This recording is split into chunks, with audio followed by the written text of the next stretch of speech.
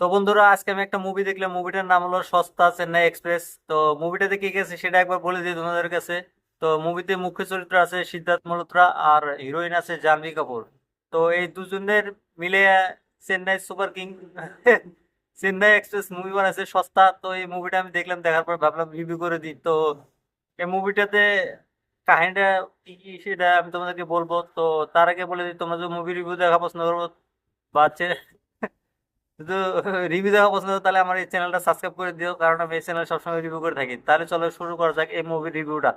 তো এই মুভিটার নাম হলো পরম সুন্দরী, যেটাতে মানে দেখানো হয়েছে যে সিদ্ধার্থ মালহোত্রার নাম হলো পরম, আর জাহ্নবী কাপুরের নাম হলো সুন্দরী। তো দুজনে মিলে এই পরম সুন্দরী নামটা রাখা হয়েছে এই মুভিটা।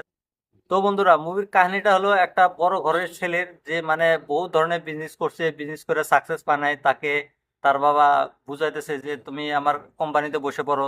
সে কয় যে আমি আর একটা চান্স মানে চাই তার বাবা কাছে, যে আমি আর একটা বিজনেস করবো, তুমি 5 কোটি টাকা ইনভেস্ট করো। তো তার বাবা মানে না, পরে মানে যায় যে এটা তোমার লাস্ট চান্স। তো সে 5 কোটি টাকা বিজনেস ইনভেস্ট করার জন্য সে কোনো একটা কাজ করে, কাজ করার জন্য।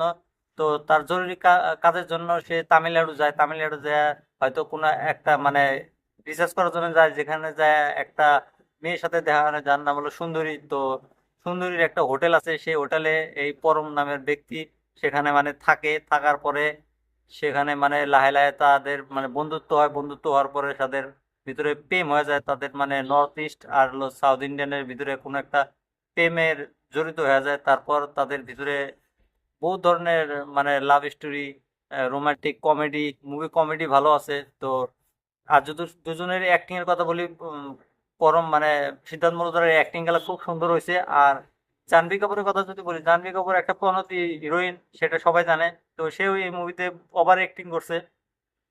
তার কমেডি গালা ভালো না, তার অ্যাক্টিং ভালো না, তার দেখতেও ভালো লাগে না। তো এরকম ধরনের অ্যাক্টিং করলে তার এই মুভিটা ফ্লপ খাবো গ্যারান্টি আছে।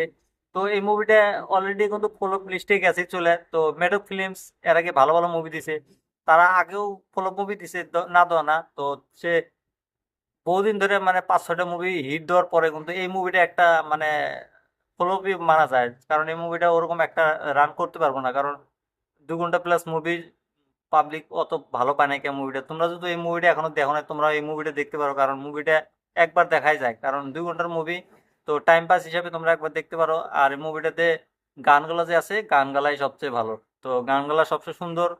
পরদেশিয়া গানটা তো আগে থেকে, বহুদিন আগে থেকে গানটা হিট হয়েছে। তো এই গানটা সবচেয়ে প্রিয় গান আমার। তো মুভিটা আমি দেখছি, দেখার পরে একটা কথা বলবো, এই মুভিটা একটা মানে কপি কপি কপি কপি লাগে। কারণ এই মুভিতে না কিছু একটা তোমার হলো দিলে বলে দুলহানিয়া লে যায়েঙ্গে মুভি থেকে অল্প কপি আছে। তারপর Chennai super king, sorry Chennai super king, না চেন্নাই সুপার কিং মুভি থেকে, না না চেন্নাই এক্সপ্রেস মুভি থেকে অল্প কপি আছে। তো এই মুভিটা তোমরা যদি দেখতে চাও তোমরা দেখতে পারো।